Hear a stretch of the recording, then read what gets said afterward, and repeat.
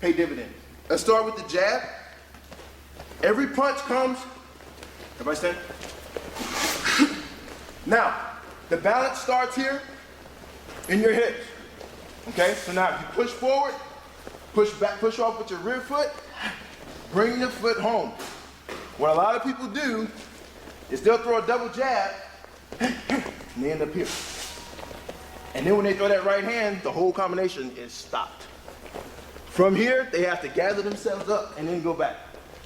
When you push off with the rear foot and bring it home, from here, you throw the right hand, keep your combinations going. You don't have to start over. All right, now with the jab, it starts here. What a lot of people do is they fall in with their jab. Okay, we've been taught you take that jab and you send it here. Now look at the distance that my chin travels when I do that. You understand? So the minute this guy slips that jab, I have brought my chin to the fire. I put my chin dead into the freaking fire. Okay? Bring your jab from here. Okay? So now, when you learn to throw the jab here, your chin stays back, you just deliver the jab and close the door. Okay? So now, when he throws that jab, when you throw the jab from here, in order for me to counter, I have to come get it. If I follow this in, the door is shut by the time I get there. Now, he falls in on that jab and I come in here, it's too close. So by throwing it from the hip and turning it and just turning with it, turn the jab. You got me? Now he's already ready to move. Come back to the true boxer stance, he can slide, he push back, he can turn over. What I mean by turning out, take this hip, just spin it. So now you have him from the side. Those are the advantages that you want to create. Appreciate that. Those are the advantages that you want to create. Okay? Your opponent's offense is here. You want your offense here. Okay? So that's where this jab comes in. First, let's go and go ahead and get used to this jab. Right here. Balance here. Turn it. That's it. That's it. So when you look at your opponent here, give me more of an angle. Give me more of an angle. There you go. Right there. That's where you want to be. Okay? Don't lean into it. Just come from the hip. Go from here. Now I want you to trick this jab here and spin out. Just take it, step out. There you go. You understand? That creates movement for you, because a lot of times you get these guys and they don't care that you're going to take that jab anyway, and they're going to come here.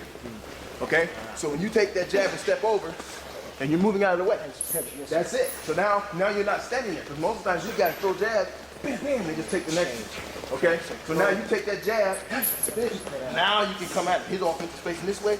That creates the opening for you. Don't put all your weight on your front foot. That's very common. It is very common that guys want to lean into that jab and put their weight here, because they feel they have to reach for it. Sit down. Focus on your focal point, making it your hip. Okay? From here. So you stay balanced.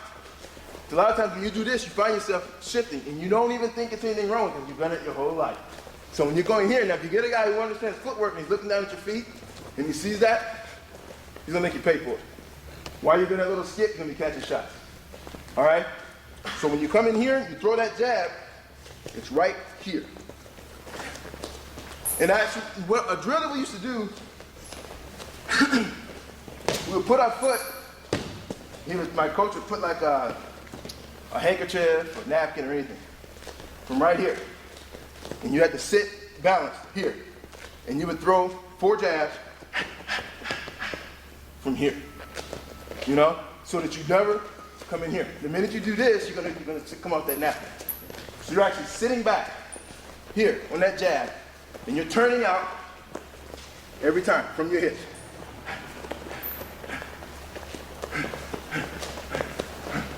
And you're staying back. And all that's doing is it's teaching you. You're coaching your brain and your body how to find this stance. That's it. Once you get comfortable with this stance, you'll know when you're out of it. You won't even feel right. You'll feel awkward. Because your body will automatically learn and settle itself into the true boxer stance. A quick drill, when you're drilling on your own, what we used to do is close our eyes. I'm not going to have you do it, you're going to punch each other. But, but we would close our eyes and you find the true boxer stance. And you're just concentrating on moving off your rear foot to go forward, your front foot to go back, move off your right foot to go to your left, left foot to go to your right. And you're just moving. Throwing punches from here. What this does is it takes the visual distraction away from you. Okay? It's the equivalent of standing on a ledge. If I'm standing on this line right here, and I'm just standing here and there's a line right there, I'll stand here all day. And I'm not scared of anything. Now, you take this line and you move it up 4 stories. I'm going to stand back here. You understand? Sure. I'm actually safer. I'm moving myself to a safer zone. When you have your eyes open, you'll walk the line. Now, when you have your eyes closed, you kind of settle back into the stance a lot more. Because you can't see, you take away that visual distraction.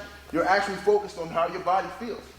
Do you feel like you're about to fall over or not? So you will actually find a more balanced stance because you take away that safety net.